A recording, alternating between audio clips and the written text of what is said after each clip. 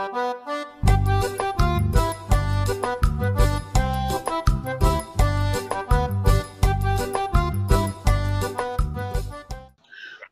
tudo bem? Espero que vocês todos estejam bem.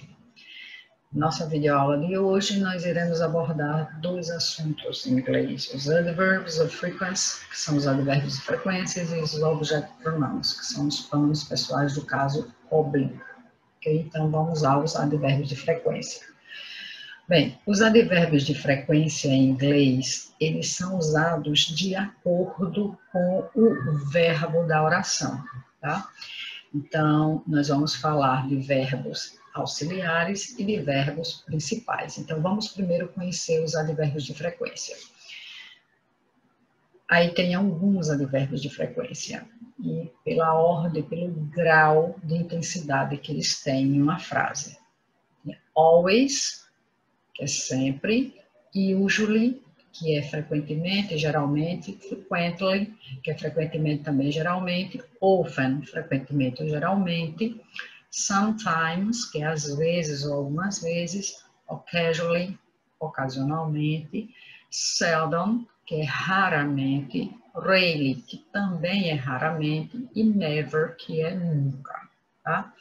Então, esses advérbios de frequência, na posição normal em uma frase, eles são usados depois de verbo auxiliar. Quais são os verbos auxiliares? Um que vocês já estudaram no sexto ano, que é chamado do verbo to be, que é o verbo ser ou estar. Então, o verbo to be no presente é am, is ou are, e no passado, que é was ou were. E will, que, na verdade, este will, ele nem tem tradução, ele só ajuda ao verbo principal e para o futuro do presente, que na forma abreviada, ele pode aparecer como apóstrofos e dois L's. Então, todas as vezes que você vê um apóstrofo e dois L's, saiba que ali está o verbo will, que é verbo auxiliar. Então, se na frase aparecer algum desses verbos, vocês irão usar os advérbios de frequência depois deles. Então, a estrutura da frase fica o sujeito, eu espero que vocês lembrem quem seja o sujeito, todos os pronomes pessoais do caso reto em inglês, eles têm função de sujeito, que é o I, you, he, she, it, we, you e they. E qualquer nome de pessoa, qualquer nome de animal, qualquer nome de objeto é um sujeito. Depois vem o verbo auxiliar.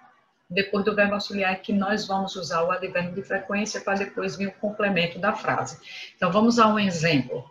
She is never at home. She é o sujeito, is, veja que é o verbo to be, ele é um verbo auxiliar, e o never, que é o advérbio de frequência, está sendo colocado depois desse verbo, at home. Ele nunca está em casa. I always love you. I, veja os dois L's, que é o will, lembram? Will. Always, que é o advérbio de frequência, veja que está depois do verbo auxiliar. Eu sempre amarei você. Agora, se na frase não tiver verbo auxiliar, então significa que tem ali um verbo principal. Então, se na frase tem verbo principal, o advérbio de frequência, ele fica antes do verbo. Então, a estrutura da frase fica sujeito, depois o advérbio de frequência, para depois vir o verbo principal mais o complemento. Ok? Então, vamos ao exemplo. Pedro sometimes, olha, Pedro sometimes run in the park. Então, Pedro, às vezes, corre no parque. Então, sometimes está antes de runs, que é o verbo correr. Ok? Mais uma. I always go to school on foot. I, sujeito, always, o advérbio de frequência, e go, o verbo principal, que é o verbo ir. Eu sempre vou à escola a pé.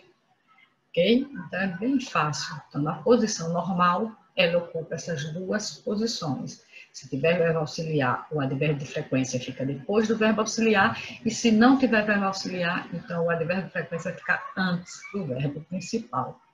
Sempre, quando falar verbo principal, é aquele que dá o sentido à frase. Né? Vamos lá. Because, vamos a mais exemplo. Because I always fall asleep before you finish. Because, porque, né? I, o sujeito. Veja, always, o advérbio de frequência. Fall, né? É o verbo principal. Então, always está antes do verbo principal. Outra. Brad thinks he is always right. Então, Brad thinks he, sujeito, is, o verbo to be, é um verbo auxiliar, always, depois do is, porque é verbo auxiliar, right. Né? Brad acha que está sempre certo. Não mais. Lucas usually meets his friends for brunch. Então, veja, Lucas é o sujeito, usually, o advérbio de frequência, meets é o verbo principal. Então, veja que usually está antes, porque aí não tem verbo auxiliar. Tá? Então, o Lucas geralmente encontra seus amigos para um brunch. Brunch geralmente não tem tradução, mas geralmente é uma refeição, são duas refeições. Não é o café da manhã nem o almoço, é uma refeição que você faz por essas duas, o café da manhã e o almoço. They are never on time. They é o sujeito, are é o verbo to be, que é auxiliar, never o advérbio de frequência, usado depois porque aí tem verbo auxiliar. Eles nunca chegam na hora. Tá? Agora vamos para os object pronouns. Tá? Veja, vamos falar um pouco sobre os dois tipos de pronomes. Os pronomes, os subject, que são os pronomes sujeito, que a gente conhece em português como os pronomes pessoais do caso reto, e os object pronouns, que são pronomes objetos, que a gente conhece como pronome pessoal do caso oblíquo. Então, o pronome pessoal do caso reto, que é o subject, que é esse da primeira coluna aqui, eles têm função de sujeito. Então, eles sempre vão aparecer antes de um verbo, no começo da oração, sempre antes de um verbo. Já os object pronouns são pronomes pessoais do caso oblíquo, eles são objeto, eles têm a função de objeto. Então, onde é que eles vão aparecer na frase? Depois do verbo ou depois de uma preposição, se houver. Então, I é um pronome pessoal do caso reto, me, um pronome pessoal do caso oblíquo. You, reto, you também é oblíquo. Por exemplo, quando a gente diz lembra da frase I love you? I love you. Então, veja, I é o sujeito, love é o verbo, e o you, como aqui tem dois, são iguais na escrita, mas quando você diz I love you, o you, ele é um pronome oblíquo, ele não é reto. Ele seria reto se tivesse no lugar do I, se fosse you love him. You love you seria um pronome pessoal do caso reto, um subject, porque ele estava no começo, mas na frase I love you, este you, ele é objeto porque está depois do verbo. He é sujeito, him é o objeto para homem. She é o sujeito para mulher, her é o objeto para mulher. It é o reto, o sujeito. It também, da mesma forma, da mesma escrita, mas sendo como o pronome objeto. Ele vai ficar depois do verbo, depois de uma preposição. We, que é o nós, para sujeito. Us, que é o nos, o nós mesmo, nos, que é o pronome pessoal do caso oblíquo. You, novamente, vem duas vezes, aqui, só que aqui é plural, né? O you do mesmo jeito. They, que é pronome pessoal do caso reto, ele funciona como sujeito, vem antes de verbo, e o them, que é o pronome pessoal do caso oblíquo, que vai vir depois de verbo ou depois de preposição, que se houver, que a tradução seria lhes, os, as, tá? Então, veja, quando eu digo aqui, nesse exemplo, she loves Pedro. She é o sujeito, então é um pronome pessoal, no caso, reto. Loves. Pedro, como está depois do verbo, se eu fosse trocar Pedro por um pronome, eu teria que trocar por um pronome pessoal do caso oblíquo, porque está depois do verbo. Então, como é Pedro, então vai ficar assim, she loves him, porque é usado para homem. Him para homem. Então, o esquema da frase fica assim, ó. Em inglês, primeiro quem vem sujeito, depois quem vem o verbo, depois o objeto. Então, vamos ao exemplo. Paul bought some flowers. Então, Paul é o quê? O sujeito. Some flowers é o objeto, porque está depois do verbo. Então, se eu for trocar Paul por um pronome, eu tenho que trocar por he, que é um pronome pessoal do caso reto. Mas, se eu for trocar sunflowers está no plural e é um objeto. Então, como está no plural e é um objeto, eu vou usar them, tá? Eu uso them. Agora, veja. Mary and Susan saw Ronnie yesterday. Mary and Susan é o sujeito, então eu troco por um subject pronouns, que é o pronome pessoal do caso reto. Como são duas pessoas, eu troco por they, tá? Por they. E Ronnie, como está depois do verbo, então ele é um objeto. Se eu tenho que trocar esse nome por um pronome, vai ser o object pronouns. Como Ronnie é um homem, então eu tenho que trocar por him. Então, tem sempre fazer dessa forma. Essa primeira coluna aqui, que são os subject pronouns, eles têm que aparecer no começo da frase como sujeito da oração. Já a segunda coluna, os object pronouns, que são os pronomes objetos, o pronome pessoal do caso oblíquo, eles aparecem sempre depois de verbo ou depois de preposição. Agora, a troca é a mesma. Se for antes de verbo homem, eu uso he. Se for mulher, eu uso she. Se for animal, eu uso it. Se for dois nomes ou mais, eu uso they. Mas, se o nome estiver depois do verbo, ou depois de uma preposição, se for homem, eu vou usar him. Se for mulher, her. Se for animal, it. Se for dois nomes ou mais, them. E ainda tem o seguinte, veja, se antes do verbo vier qualquer nome de pessoa junto com I, por exemplo, Jane and I, eu troco por we, tá? Eu troco por we, se tiver antes do verbo. E se tiver depois do verbo qualquer nome junto com esse me, por exemplo, Jane and me, se tiver depois do verbo, eu troco por us. Se tiver qualquer nome junto com o you antes do verbo, Jane and you, eu troco pelo mesmo you. E se tiver depois do verbo Jane and you, você troca por you do mesmo jeito. Agora, o they é Jane and Mary, eu troco por they, se tiver antes do verbo.